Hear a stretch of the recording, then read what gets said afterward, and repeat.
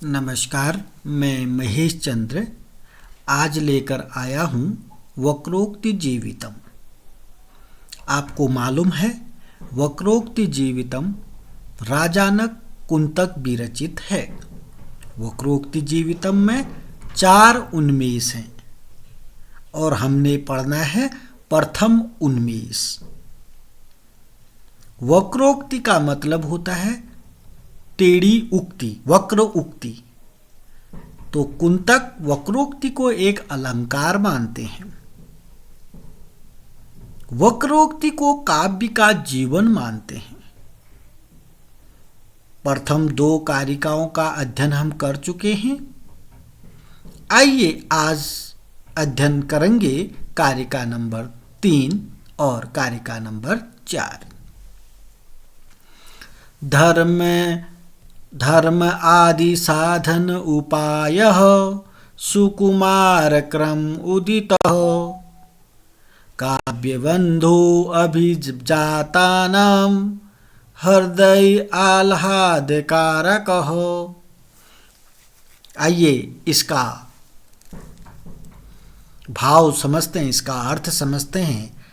तो सबसे पहले आपको कुंतक मालूम है, वक्रोक्ति जीवितम मालूम है, प्रथम उन्मेष मालूम है, तो आप इसका संदर्भ जानते हैं। नहीं जानते हैं तो आपको इसका संदर्भ जान लेना होगा। प्रस्तुत कारिका वक्रोक्ति जीवितम के प्रथम उन्मेष से लिया गया है, जिसके रचयिता राजानक कुंतक जी हैं। उसके बाद आप इसका प्रसंग सीखेंगे और व्याख्या सीखेंगे। धर्म आदि साधन उपायः सुकुमार क्रम उदितः। सुकुमार का मतलब सुकुमार सरलता से, सुकुमार क्रम से कहा गया, सुकुमार क्रम से कहा गया, सरलता से कहा गया, सहृदय परिपाटी से कहा गया। काव्यबंध, जो काव्यबंध होता है, महाकाव्य आदि जो होते हैं, सुकुमार क्रम से कहा गया। सुकुमार का मीनिंग समझिएगा आप, सरलता के संगत कहा गया। सहृदय परिपाटी से कहा गया, सरल हृदय से कहा गया। ठीक है ना। सुकुमार क्रम से कहा गया। काव्यबंध जो होता है, महाकाव्य आदि काव्यबंध, काव्य जो होता है वह धर्म आदि साधन उपाय। धर्म आदि का मतलब है धर्म, अर्थ, काम, मोक्ष। धर्म के बाद आदि लिखा है ना, तो धर्म अर्थ आपको मालूम है पहले से। धर्म के बाद क्या आता है? धर्म, अर्थ, काम, मोक्ष के साधन का उपाय है। जो सुकुमार क्रम से कहा गया काव्यबंध होता है वह धर्म आदि, धर्म, अर्थ, काम, मोक्ष का साधन का उपाय है। धर्म, अर्थ, काम, मोक्ष के संपादन करने का उपाय है। क्या है संपादन करने का उपाय?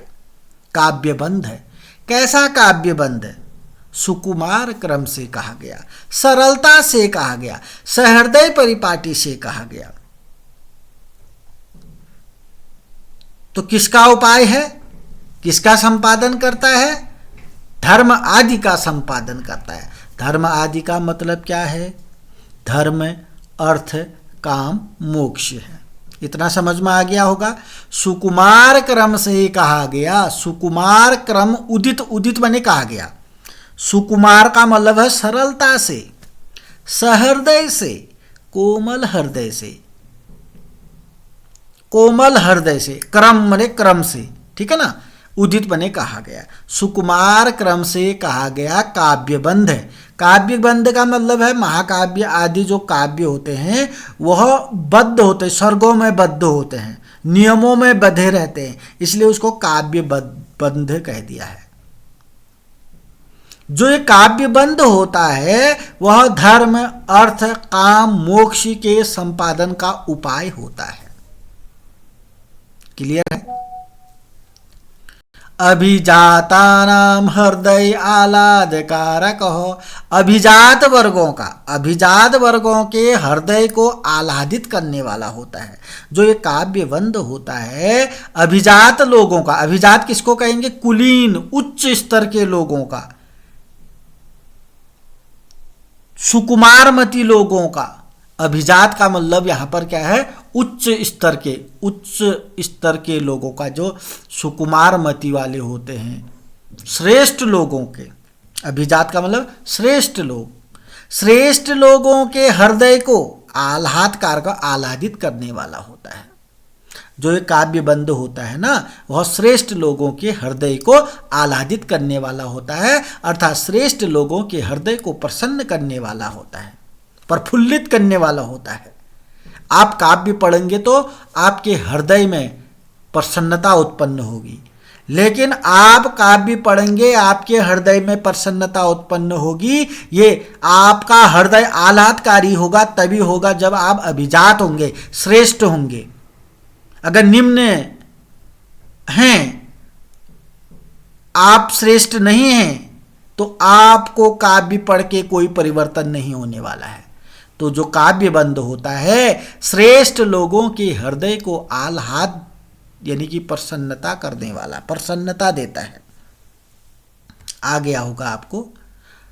धर्म आदि साधन उपाय सुकुमार क्रम उदित काव्य बंधो अभिजाता नाम हृदय आह्लादकारक हो।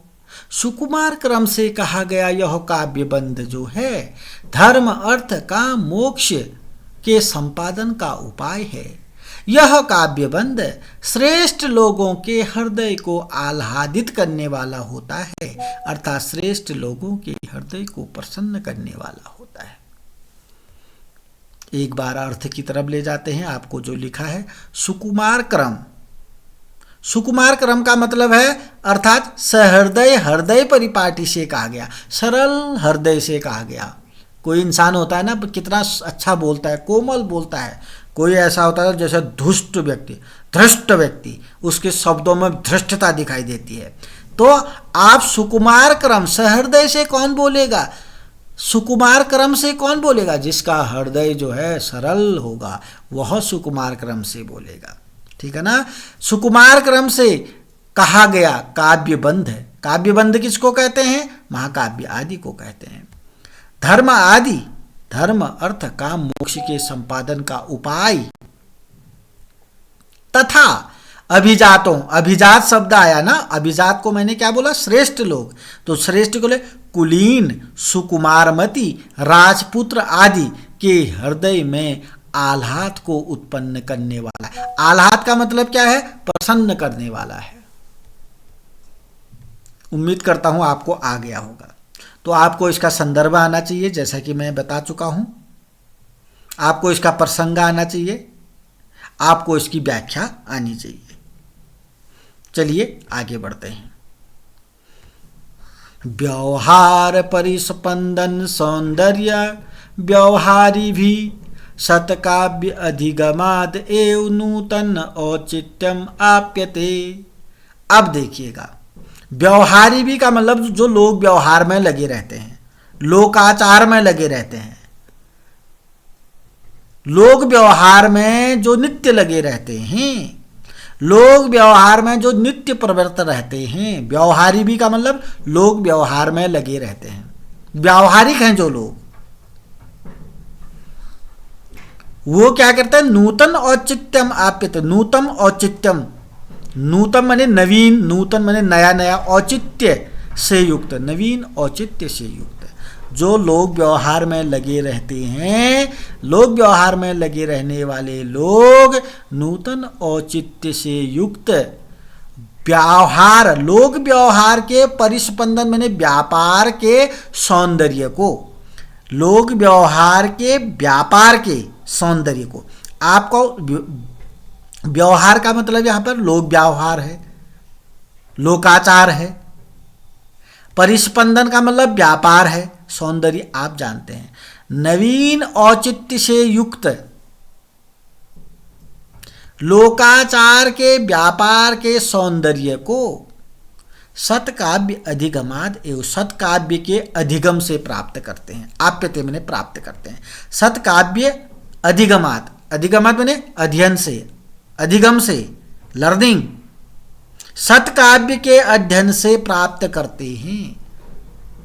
सत्काव्य के अधिगम से क्या प्राप्त करते हैं? नूतन औचित्य से युक्त लोकाचार के व्यापार के सौंदर्य को। कौन प्राप्त करते हैं? व्यवहारी भी लोग, जो लोकाचार यानी कि लोग व्यवहार में नित्य प्रवृत्त होते हैं, वो लोग ऐसा करते हैं। अगर आप शब्दों पर जाएंगे तो बहुत सरल है, थोड़ा सा दिमाग लगाने की ज़रूरत है। मतलब ये कह रहे हैं लोग व्यवहार में लगे हुए जो लोग होते हैं, नित्य लोग व्यवहार में जो लोग लगे रहते हैं, वो क्या करते हैं? सत्काव्य के अधिगम से इसको प्राप्त करते हैं। ठीक है ना? जो नित्य लोग व्यवहार में लगे रहते हैं वो लोग सत्काव्य के अधिगम से इसको प्राप्त करते हैं। अब किसको प्राप्त करते हैं अलग बता देता हूं। नूतन औचित्य से युक्त, नवीन औचित्य से युक्त लोक व्यवहार यानी कि लोकाचार के व्यापार के सौंदर्य को प्राप्त करते हैं। लोग व्यवहार में नित्य प्रवृत्त होने वाले लोग नवीन औचित्य से युक्त लोकाचार के व्यापार के सौंदर्य को सत्काव्य या श्रेष्ठ काव्यों के परिज्ञान से, अध्ययन से प्राप्त करते हैं। नवीन औचित्य से युक्त जो लोकाचार का व्यापार है ना, लोकाचार का जो व्यापार है उसमें सौंदर्य कहाँ से आएगा? सौंदर्य जानते हैं, सुंदरता कहाँ से आएगी? सत्काव्य के अधिगम से आएगी। आपके व्यवहार में सौंदर्य कहाँ से आएगा? सत्काव्य के अधिगम से आएगा। सत्काव्य का अधिगम कौन करेगा? जो लोक व्यवहार में प्रवृत्त होता है वही करेगा। अब जिसको लोक व्यवहार यानी कि समाज में जाने की मनसा ही नहीं है, मन ही नहीं करता है, वो कहाँ से सत्काव्य का अध्ययन करेगा और कहाँ से उसके व्यवहार में, व्यवहार के व्यापार में सौंदर्य आएगा? देखिएगा कहाँ को घुमा दिया मैंने इस कारिका का भाव। जो लोग व्यवहार में प्रवृत्त होंगे ही नहीं, अब उसका लोकाचार का व्यापार में सुंदरता नहीं आ सकती है और उसको सत्काव्य के अध्ययन से भी कोई मतलब नहीं रहता है। तो लोग व्यवहार में प्रवृत्त होने वाले लोग नवीन औचित्य से युक्त लोकाचार के व्यापार के सौंदर्य को सत्काव्य के अधिगम से प्राप्त करते हैं। व्यवहार परिस्पंदन सौंदर्य व्यवहारी भी सत्काव्य अधिगमाद एव नूतन औचित्यमाप्यते। मैंने इस कारिका में आए हुए प्रत्येक शब्द का अर्थ आपको बता दिया है। फिर भी आपको कोई शब्द का अर्थ नहीं आता हो तो कमेंट बॉक्स में ज़रूर लिखिएगा और उसी समय मैं उसको वहाँ पर लिख करके उसका उत्तर दे सकता हूँ। चलिए, लोग व्यवहार में नित्य प्रवृत्त होने वाले लोग नवीन औचित्य से युक्त लोकाचार के व्यापार के सौंदर्य को श्रेष्ठ काव्यों के परिज्ञान से ही प्राप्त करते हैं। ये रहा वक्रोक्ति जीवितम प्रथम उन्वेष के कारिका नंबर 3 और कारिका नंबर 4। वक्रोक्ति जीवितम किसने लिखी है? कमेंट बॉक्स में बताइएगा। वक्रोक्ति जीवितम में कितने उन्मेष हैं? कमेंट बॉक्स में बताइएगा। वक्रोक्ति का क्या मतलब है? कमेंट बॉक्स में बताइएगा। आज के लिए इतना ही। चैनल को अभी तक सब्सक्राइब नहीं किया तो सब्सक्राइब करेंगे, कमेंट करेंगे, लाइक करेंगे, अपने दोस्तों के साथ शेयर करेंगे।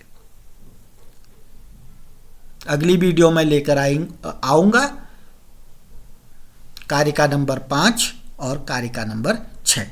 तब तक के लिए नमस्कार, धन्यवाद।